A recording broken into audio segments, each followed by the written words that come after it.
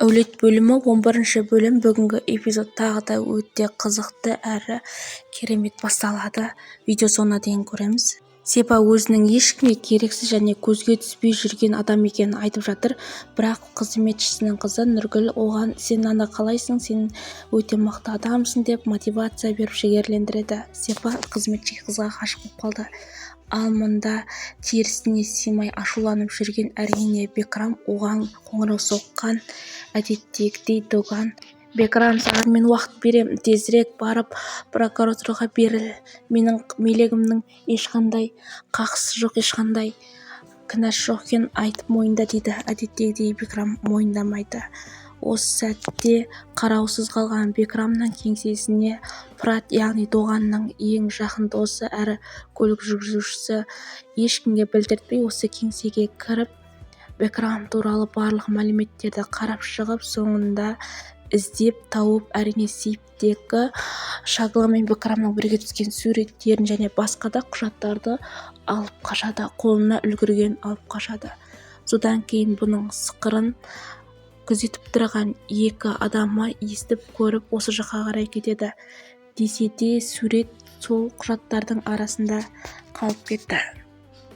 Бекрам Шаглаға: "Доганның қасында бол, оған менің заттарымның қайда екенін біліп ал. Әйтпесе бізді, сені, әпкеңді, үшеумізді де көзімізді ойып өлтіріп кетеді" деп әбден қорқытқан. Сол үшін де арнайы Доганның қасынан кетпей қайта "Бекрамның заттары қайда? Оны қайда жасырдың?" деп сұраумен әлек. Бірақ Доганның да өз ережесі, өз мақсаты бар дегендей, ол айтпайды қызға.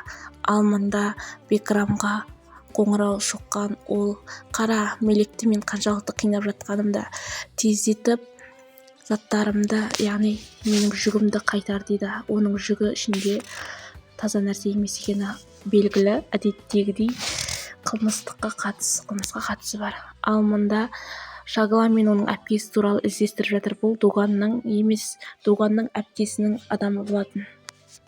Заттарына полиция жіберген, яғни Доганның сотталуына көмектесемін деп өзінің жоспарының құрып қойған Бекрам мына жақта өте мәз болып жатыр.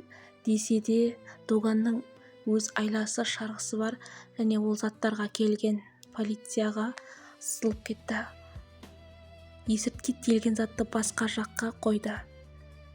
Дүкенге келген Шагланың әпкесіне дүкен иесі: "Сендерді бір ер адам сұрастырып жүр" дейді. Барлығын үндемей тыңдап, барлығына келісіп тұрған. Тіпті затқа ақша беріп жатса да жат алмайды, өйткені Шагланың еңбегі бар екен. Адвокат қанының еңбегі дейді. Осы кезде сыртқа шыққан Маки кезіндегі бір адамды есіне түсіреді. Әрине ол Синанның үйіндегі қызметшісі еді. Әлгі адамның осылардың өздерін іздеп жүргенін естіп қорқып кетеді.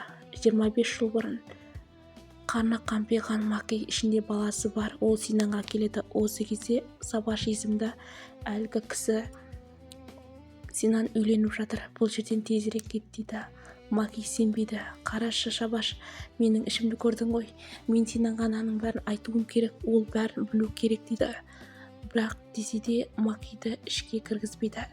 Өйткені Синан әулетті танымал Алтын деген қызға үйленіп жатқандығын. Ал мұнда Шагла қатты қорқып жылап тұр. Өйткені әлгі адамы Доганның барлық мәліметтерді әкелген. Және де полиция қызметкерлерді жағаласа тауарды тексеруге келеді. Ұсталып қаламыз деп қатты қорққан, алайда барлығы да алдын ала жоспарланған. Ал мұнда еріксіз жынданған Шагланың ағасы, яғни Бекрам: "Енді біз не істейміз, не қыламыз" дейді. Өйткені ұсталды деген адамдар ұсталмай, әлгі есірткінің орнында бірыңғай ойыншық заттар, балаларға арналған ешқандай да мәселе жоқ заттар болып шықты. Сондықтан да мұнда Бекрам қатты ашуланды. "Мен оның көзін жоямын, Доганның көзін жоямын, мен оны өлтіремін" деп барлығына тиісіп не істерін білмей. Осы кезде тағы да тек Бекрамның адамдары Бекрам ағаның кеңсесін тінтіп кетті, ондағы барлық ақпарат пен суреттерді алып кетті дейді. Мұнда шок болады. Ал мұнда Алтын мен Синан өзінің әкесін жарақаттап өлтірген Синан болып шықты. Бұл әйелдің екеуінің жоспары екен. қолындағы қан ізін қалып қойғанын білетін олар жарық сөндіргіштерге келіп жарықтағы қан ізін өшіруге бірнеше заттар әкелген екен. Қайта сұрайды әйелінен, шынымен өшірсек кетеді ғой иә дейді.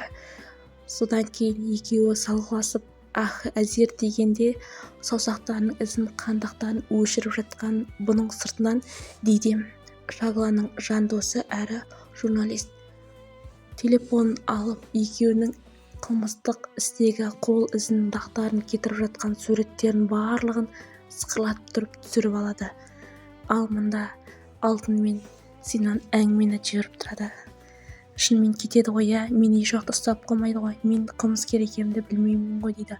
Сондағы Синан өзінің туған қызын қылмыскер қылып өзі бостандықта жүр.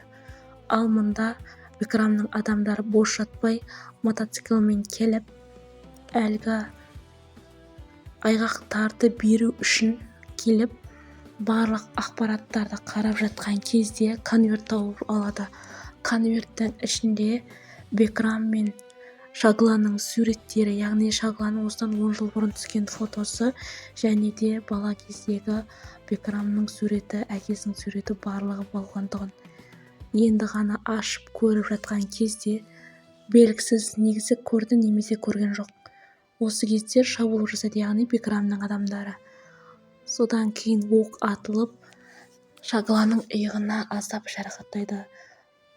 Кинода қызық, осы жерде барлығы мотоциклдің артынан қуып кеткен кезде Шагла есінен танып қойды, өйткені қатты қорыққан еді. Содан кейін суретті жеті жатады.